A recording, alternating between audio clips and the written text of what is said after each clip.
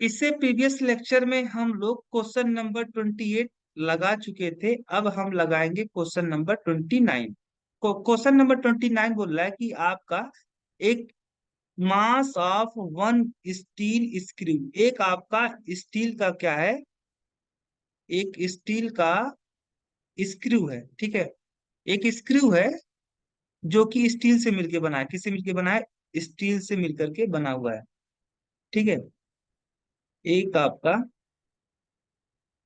Screw है जो किससे मिलके बना है भाई? स्टील से मिलके बना हुआ है। और एक स्टील का जो मास है, एक स्टील का जो मास है वह है 4.11 ग्राम। ठीक है, क्या बोल रहा है? Find the mass of 1 mole of these steel screw. यानी इसी तरीके से अगर मैं मोल स्क्रू एक मोल स्टील स्क्रू लूं, इसका मास कितना होगा? स्टील स्क्रू,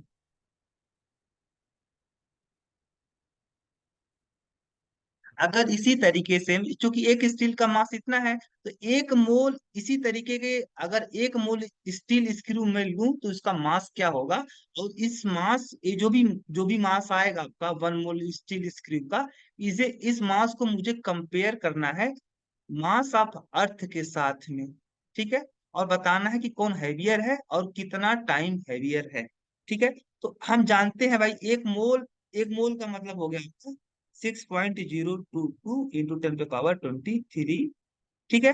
अब 1 मोल स्क्रू का मतलब हुआ कि इतना स्क्रू, 1 मोल मतलब इतना 6.022 इंटू 10 पे पावर 23 स्क्रू की बात चल रही है। तो चूंकि आपका एक स्टील का जो मास है वह कितना है? 4.11 ग्राम है।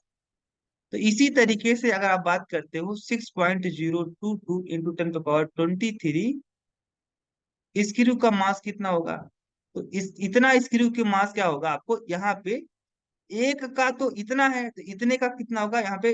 इस नंबर से मुझे मल्टीप्लाई करना पड़ेगा, क्योंकि एक स्टील का तो मास इतना है, तो इतने स्क्रू का मास कितना होगा? तो 4.11 इंटू 6.022 इंटू 10 पे पावर 23, ठीक है। ये आपका ग्राम में आएगा, ठीक है। ये जो मास होगा वो कितना होगा? इसका जो मास आएगा वो आएगा 2.475 इंटू 10 पे पावर 24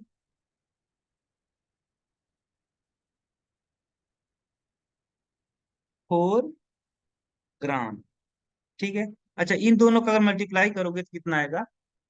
इन दोनों का अगर मल्टीप्लाई करो 6 6 24, यानी ये दोनों का जो मल्टीप्लाई करोगे तो आएगा 24.75 इंटू 10 पे पावर 23, ठीक है। अब ये पॉइंट इधर ले आओगे तो आपका, अगर ये पॉइंट इधर लाओगे तो आपको क्या होगा?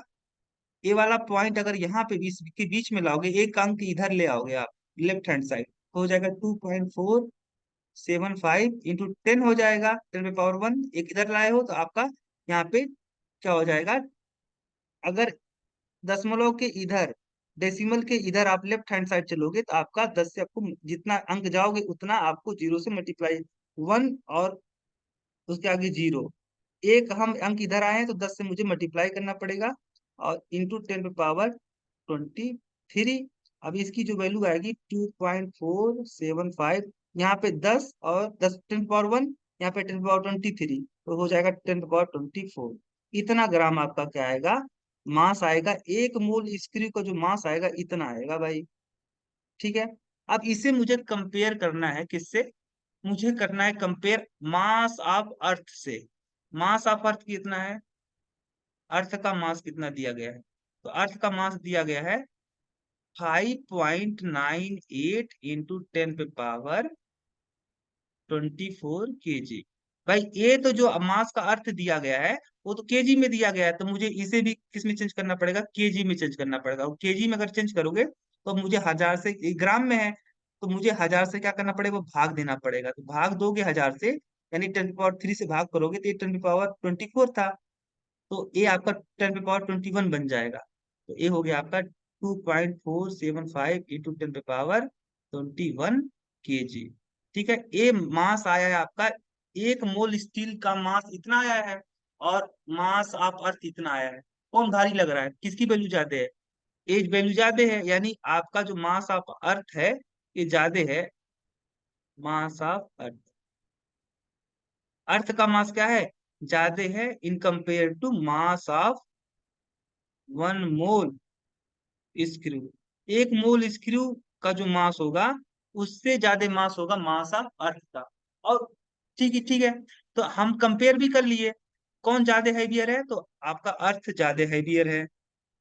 कितना टाइम हैवियर है, तो मुझे मास ऑफ अर्थ और divide by mass of 1 mole, mass of 1 mole screw.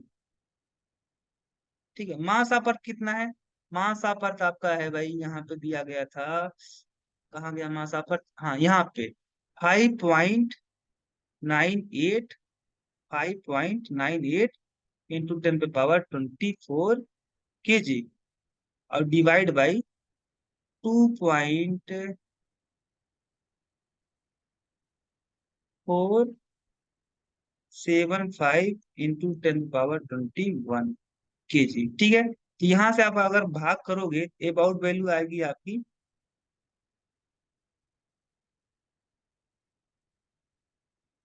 भाग करते हैं भाई,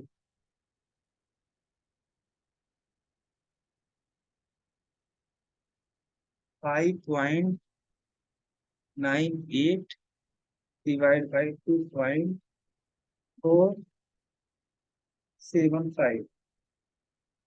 ठीक है, इसकी वैल्यू आ रही है 2.4161 इंटू 10 पे पावर 23।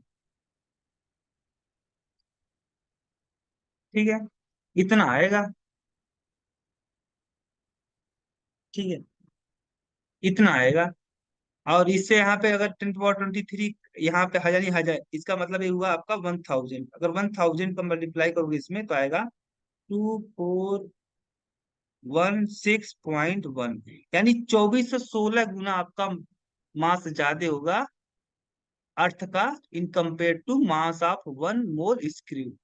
इतना गुना आपका भारी होगा Earth in compare to 1 mole screw का जो मास होगा उससे इतना गुना आपका भारी होगा अर्थ।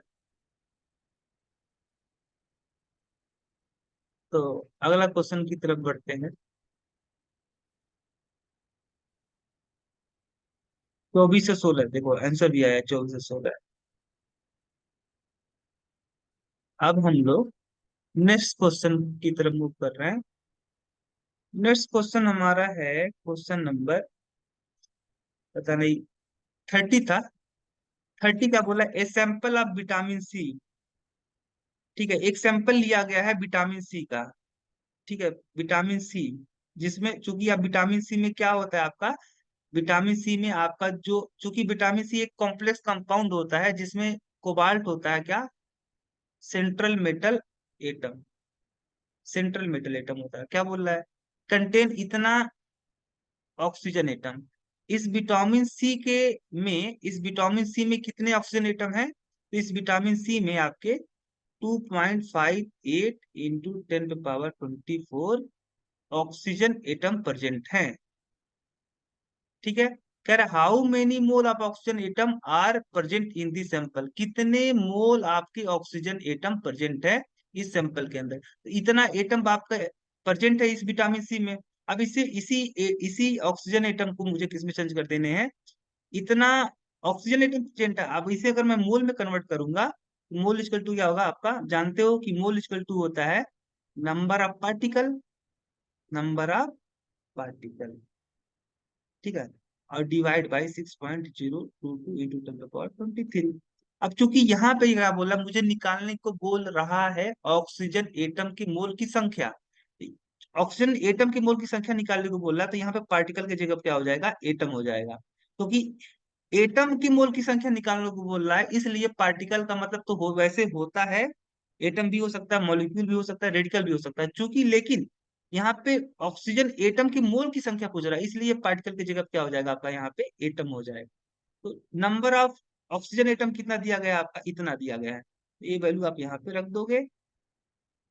और आपको डिवाइड कर दोगे 6.022 इंटू 10 की पावर 23 से। तो यहाँ से देखोगे ए वैल्यू तो अभी हम बाद में कैलकुलेट करते हैं। यहाँ पे 6.022 इंटू 10 की पावर, तो 24। अब ए वाली वैल्यू अगर ऊपर जाएगी तो 10 की पावर -23 हो जाएगा। और ये देखो बेस सेम है तो आपका क्या हो जाएगा, पावर जुड़ जाएगा। 10 की पावर 24 - 23। और इसकी वैल्यू अगर आप कैलकुलेट करोगे तो इसकी वैल्यू आपकी कितनी आएगी, ये देखो ए वैल्यू तो आपकी 10 हो गई, ठीक है, 10 हो गई। और इसकी वैल्यू कितनी आएगी देखते हैं, बात करते हैं।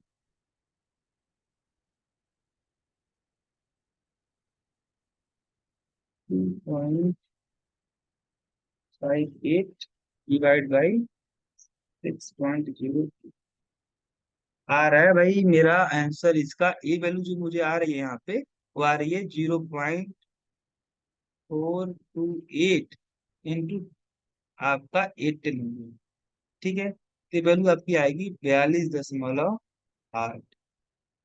ठीक है, 42.8 आएगा। क्या आया यहाँ पे ना,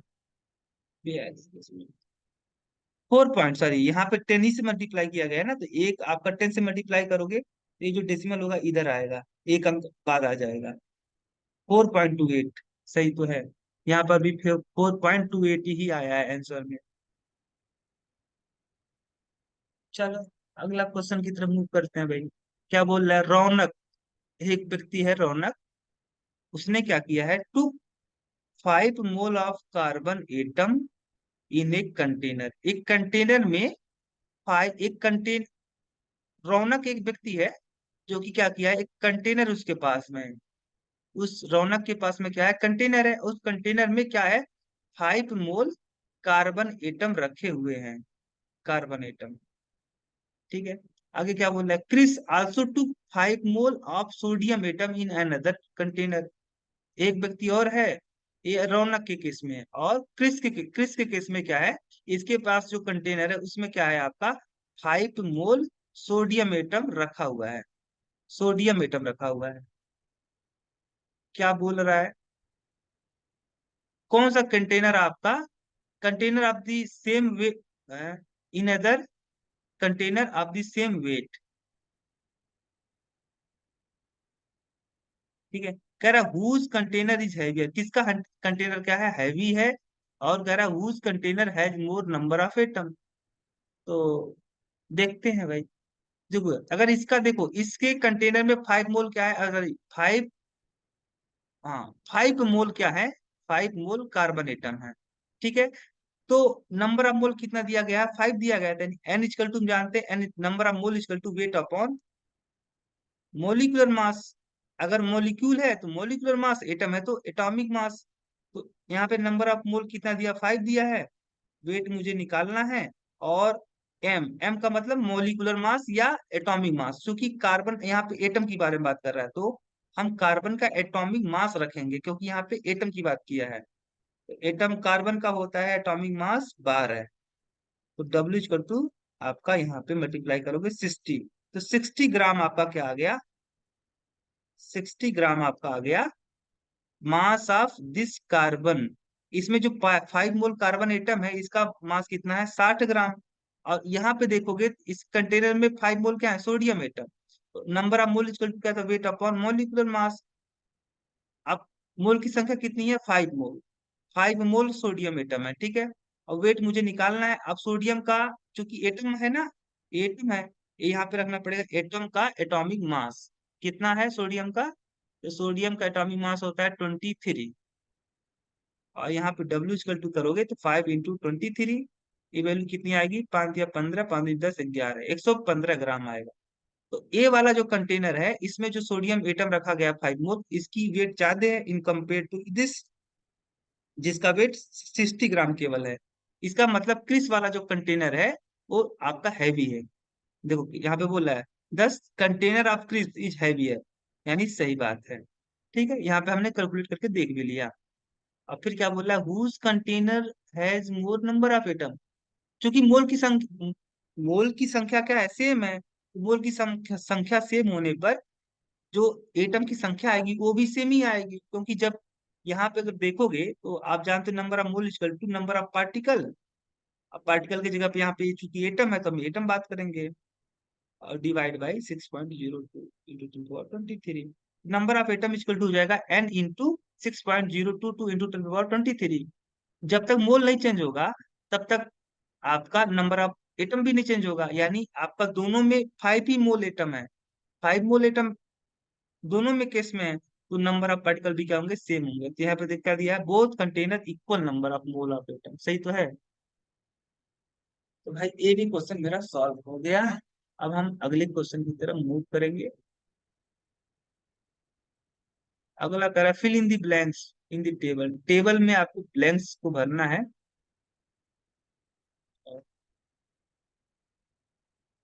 चलो, क्या बनना है, fill in the blanks missing data. यहाँ पे क्या है, अच्छा, नंबर ऑफ मोल, वाटर के मोल की संख्या कितनी दी गई है, 2 दी गई है, तो कोई बात नहीं। यहाँ पे नंबर ऑफ पार्टिकल कितने होंगे, तो दो, एक मोल में तो 6.022 इंटू 10^23 होता है, तो 2 मोल में कितने आपके पार्टिकल होंगे, तो 2 इंटू 6.022 इंटू 10^23। ठीक है, क्योंकि हमें पता है भाई एक मोल में तो नंबर ऑफ पार्टिकल, पार्टिकल का मतलब एटम या मॉलिक्यूल या रेडिकल, क्योंकि यहाँ पे H2O क्या है, मॉलिक्यूल है, तो यहाँ पे आपका जो भी भरा जाएगा वो नंबर ऑफ मॉलिक्यूल भरा जाएगा। तो एक मोल में कितने मॉलिक्यूल होते हैं, 6.022 इंटू 10^23, तो 2 मोल में 2 से मल्टीप्लाई करना पड़ेगा, सिंपल सी बात है। कार्बन डाइऑक्साइड, यहाँ पे नंबर ऑफ मोल कितने कितने मोल लिए जाए ताकि जो नंबर ऑफ पार्टिकल आए इतना आए। ठीक है, तो नंबर ऑफ पार्टिकल दिया गया है 3.011 into 10^23। Number of mole equal to क्या होगा, number of particle divide by 6.022 into 10^23। 23 cancel out हो गया, ए आपका हो गया 1/2 यानी 0.5। ठीक है, तो 0.5 मोल अगर लोगे तो इतना आपका CO2 मॉलिक्यूल बनेगा, यहाँ पे 0.5। ठीक है, और यहाँ पे मास कितना होगा भाई, 1 मोल कार्बन डाइऑक्साइड का जो मास होता है वह होता है 44 ग्राम, तो हाफ मोल का कितना होगा, 22 ग्राम। सोडियम एटम की संख्या यहाँ पे कितनी होगी, तो कितना दिया जाए, देखो अब देखो कितना यहाँ पे दिया गया है मास, यानी सोडियम का जो मास दिया गया है वो दिया गया है इतना ग्राम। ठीक है, अगर सोडियम का मास दिया गया है, mass of sodium, mass of sodium दिया गया है 115 ग्राम। ठीक है, तो number of mole equal to क्या होता है, वेट अपॉन मोलर मास। अब देखो वेट है आपका 115 ग्राम, और चूंकि सोडियम आपका एटम के रूप में एग्जिस्ट करता है तो आपका यहाँ पे सोडियम का एटॉमिक मास 23। ये वैल्यू आप कितनी बार जाएगी, ये वैल्यू मेरे हिसाब से 5 बार जाएगी। ठीक है, तो नंबर ऑफ मोल कितना आया, 5 आया, तो यहाँ पे 5 हो जाएगा। 1 मोल सोडियम का जो मास होता है, 1 मोल, 1 मोल सोडियम एटम का जो मास होता है वह होता है 23 ग्राम। ठीक है, तो 5 मोल का कितना होगा, तो आपका, नहीं, नंबर ऑफ पार्टिकल कितने होंगे, तो 1 मोल में तो आपके 6.022 इंटू 10^23 पार्टिकल होते हैं, तो 5 मोल में 5 इंटू 6.022 इंटू 10^23 आपके पार्टिकल होंगे। ऐसे यहाँ पे क्या होगा, यहाँ पे मुझे भरना है नंबर ऑफ पार्टिकल। तो चूंकि आप जानते हो कि यहाँ पे देखो हम जानते हैं कि 1 मोल में कितने पार्टिकल होते हैं, 6.022 इंटू 10^23। 0.5 में कितना होगा, 0.5 इंटू 6.022 इंटू 10^23। 1 मोल में तो इतने होते हैं, तो हाफ मोल में कितना होगा, 0.5 मोल में इतने पार्टिकल होंगे। और इसका जो आपका मास आएगा, हम जानते हैं कि मैग्नीशियम क्लोराइड का मास कितना होता है, 1 मोल, इसका अगर मोलर मास निकालोगे तो इसका मोलर मास है मैग्नीशियम का 24, और इसका 2 क्लोरीन है तो 2 क्लोरीन का 71 हो गया, और ये 5 7 9 95 आपका ग्राम हो गया। तो 1 मोल मैग्नीशियम क्लोराइड का जो मास निकल के आ रहा है वो 95 ग्राम निकल के आ रहा है। तो 0.5 का कितना होगा, इसका आधा। इसका आधा का मतलब 1 मोल का इतना है, तो ये आपका लिखा तो है हाफ ही ना, हाफ मोल की बात कर रहा है। 1 मोल का तो इतना ग्राम है, तो हाफ मोल का इसका आप आधा कर दोगे। आधा का मतलब 2 चौके 8 और 2 7 14.5। ठीक है, इतना ग्राम आपका आएगा। ये सारा क्वेश्चन मेरा सॉल्व हो गया। अब हम नेक्स्ट क्वेश्चन की तरफ मूव करेंगे। कह रहा है कि visual universe is estimate to contain इतना स्टार्स। ये जो ब्रह्मांड है ना, इस ब्रह्मांड में इतने स्टार्स हैं। How many mole of stars are present in the visual universe. इस विजुअल यूनिवर्स में कितने आपके मोल स्टार्स प्रेजेंट है। तो चूंकि इतना स्टार है, आपको इसको चेंज करना है किसमें, मोल, मोल के टर्म में। हम जानते हैं कि मोल इक्वल टू क्या होता है, नंबर ऑफ पार्टिकल। अब यहाँ पे पार्टिकल के जगह पे स्टार ही ले लिया है, नंबर ऑफ पार्टिकल, और डिवाइड बाई 6.022 इंटू 10 की पावर 23।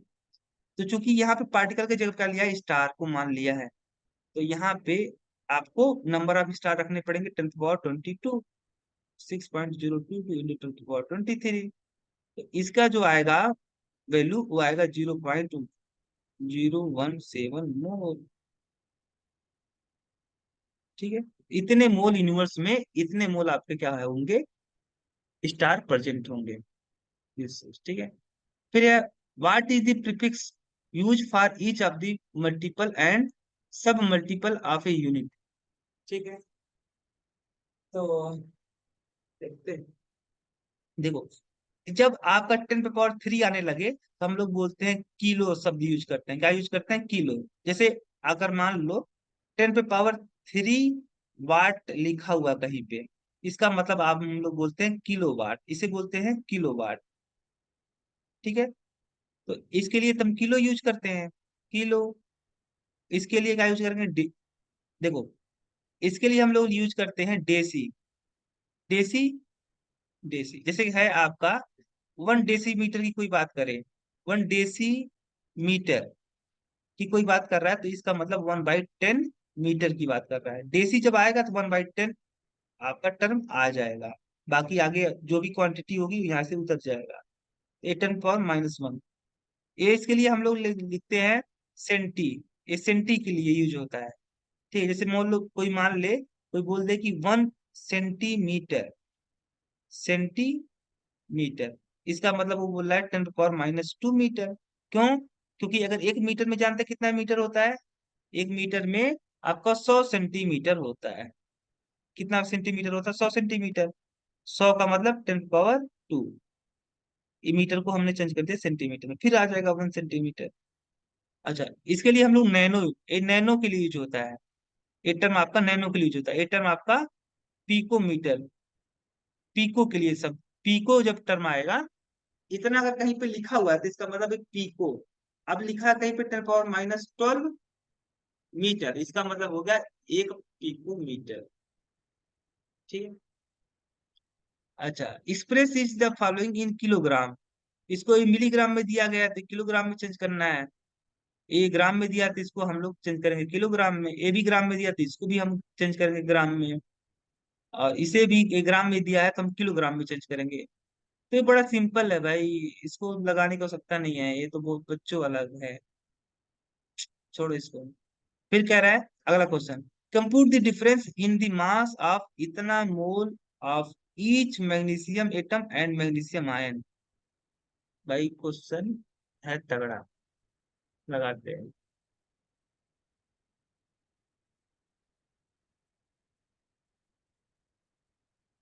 क्वेश्चन है तगड़ा, लगाते हैं। क्या बोल रहा है, मुझे क्या निकालना है, डिफरेंस निकालना है किसे किसके, इन दी मा इन मास ऑफ इतना मोल ईच मैग्नीशियम एटम। यानी अगर मैग्नीशियम एटम जो है उसकी जो संख्या है वह कितना है, 10 की पावर 3 है। इन मास ऑफ 10 की power 3 mole of each sodium atom, यानी मैग्नीशियम एटम की मोल की संख्या जो दी गई है वह इतना मोल दिया गया है। ठीक है, ओके, इतना दिया गया है। अच्छा, और कह रहा है मैं, ठीक है, compute the difference in mass of 10 to the power 3 mole each of magnesium atom and magnesium ion. और आपका जो मैग्नीशियम आयन है इसका कितना मोल दिया गया है, 10 to the power 3 मोल दिया गया है। तो इसके मास में और इसके मास में कितना डिफरेंस आएगा। तो हम जानते हैं भाई, अगर 3 मोल मैग्नीशियम आपका, सॉरी 3 मोल नहीं है, 10 to the power 3 मोल है, 10 to the power 3 mole magnesium और 10 to the power 3 mole magnesium ion, यही मुझे वैल्यू कैलकुलेट करनी है। इतना मोल मैग्नीशियम एटम और इतना मोल मैग्नीशियम आयन के मास में जो डिफरेंस होगा, यही वैल्यू मुझे निकालनी है। तो अच्छा, इन दोनों में डिफरेंस किस चीज का है, तो भाई मैग्नीशियम है और यहाँ पर मैग्नीशियम आयन। यहाँ पे 2 इलेक्ट्रॉन का क्या है, डिफरेंस है। क्या डिफरेंस है, 2 इलेक्ट्रॉन का डिफरेंस है। तो इसको मैं लगाने का एक तरीका, मेरा क्या करेगा, मेरा जो है, देखो, अगर मैग्नीशियम, आपका जो मैग्नीशियम एटम है, या मैग्नीशियम एटम जब आपका आयोनाइज होता है तो 2 इलेक्ट्रॉन बाहर निकालता है, तो 2 इलेक्ट्रॉन बाहर निकालने से मैग्नीशियम पे 2 पॉजिटिव चार्ज और 2 इलेक्ट्रॉन आता है। ठीक है। अब यहाँ पे जो कि एक में दो, अब इसको मैं मोल के टर्म में कैसे कन्वर्ट करता हूँ। ये लिखा है आपका 1 मोल मैग्नीशियम एटम। 1 मोल मैग्नीशियम एटम जब आपका इलेक्ट्रॉन बाहर निकालेगा तो 1 मोल मैग्नीशियम आयन बनेगा और 2 मोल इलेक्ट्रॉन आपका प्रोड्यूस होगा। इसी तरीके से अगर मैं पूरे इक्वेशन में 10 to the power 3 से मल्टीप्लाई कर दूं तो मेरा क्या हो जाएगा, 10 to the power 3 mole magnesium atom जब आपका इलेक्ट्रॉन रिलीज करेगा तो बनेगा 10 to the power 3 mole magnesium ion, और प्लस आपका 2 into 10 to the power 3 mole electron आपका बने प्रोड्यूस होगा। तो law of conservation of mass अगर मैं लगाऊंगा, तो आप जानते हो कि law of conservation of mass बोलता है कि मास को न तो क्रिएट किया जा सकता है न ही डिस्ट्रॉय किया जा सकता है। तो मुझे लिखना पड़ेगा भाई, mass of reactant equal to mass of product, तभी ये बात सही होगी। अच्छा, रिएक्टेंट के तौर पे है कौन, मैग्नीशियम है, मैग्नीशियम एटम है, यानी mass of 10 to the power 3 mole magnesium atom equal to क्या मैं लिखूंगा, mass of 10 to the power 3 mole magnesium ion plus mass of 10 to the power 3, 2 into 10 to the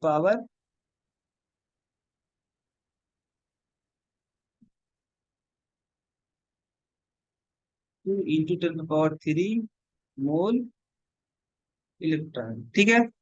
ए, अच्छा, अब देखो, ये वैल्यू और ये वैल्यू आप ध्यान से देखिए। अगर इस वैल्यू को अगर मैं क्या करूं, इधर ले आता हूं, किधर, लेफ्ट हैंड साइड, तो क्या हो जाएगा, mass of 10 to the power 3 mole magnesium atom minus mass of 10 to the power 3 mole magnesium ion equal to mass of 2 into 10 to the power 3 mole electron. ठीक है। तो यहाँ पे जो इधर, अब इसका यही यही तो वैल्यू पूछ रहा था, यही वैल्यू पूछ रहा था कि वैल्यू कितनी होगी। एक किसके इक्वल है, mass of 2 into 10 to the power 3 mole electron. ठीक है, इतना मोल इलेक्ट्रॉन। तो यहाँ पे और कुछ दिया था क्या, मास ऑफ, क्या बोल रहा है, मास ऑफ इलेक्ट्रॉन, एक इलेक्ट्रॉन का मास इतना है। ठीक है, तो ए आपका इतना मोल, एक मोल की इक्वल कितना होता है आपका, जानते, एक मोल आपका कितना इक्वल होता है, एक मोल मतलब 6.022 ठीक है, तो इतना मोल का मतलब 2 into 10 to the power 3 into 6.022 into 10 to the power 3 electron आपका हो जाएगा। तो कि एक मोल को हमने क्या कन्वर्ट कर दिया, इतना, एक मोल जो है आपका तो इतने नंबर के इक्वल है, तो इतना मोल था, और एक मोल में आपके 6.022 into 10 to the power 3 electron होंगे, एक मोल इलेक्ट्रॉन में इतने आपके इलेक्ट्रॉन होंगे, तो इतने मोल में कितने होंगे, इससे मल्टीप्लाई कर दिया। अच्छा, एक इलेक्ट्रॉन का मास कितना है भाई, देखो, अब इतना इलेक्ट्रॉन आपके पास मौजूद है।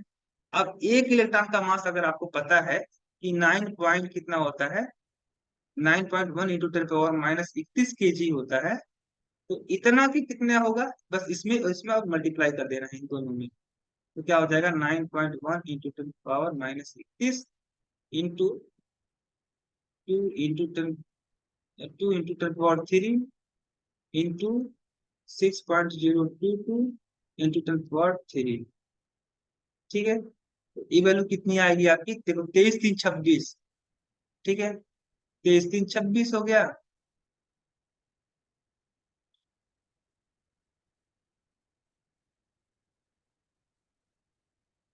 ये वैल्यू हम निकालते हैं, 9.1 इंटू 6.022 इंटू 2 इंटू 10 पावर -31 +3 और +23। ये वैल्यू पहले मुझे कैलकुलेट करनी है। उसके बाद ये तो आपका निकल ही आएगा, ये क्या आएगा, 10 पावर एक, 23 3 26, 26 और 4 30, यानी आपका 5 आएगा, -5 एक केजी में। और ये वैल्यू कितनी आएगी आपकी, तो कैलकुलेट करते हैं।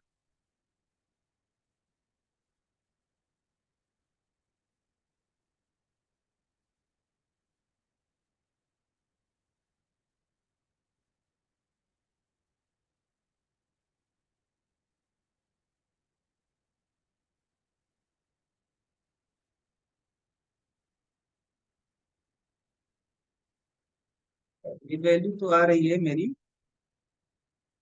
109.60 इंटू 10 पावर -5 kg।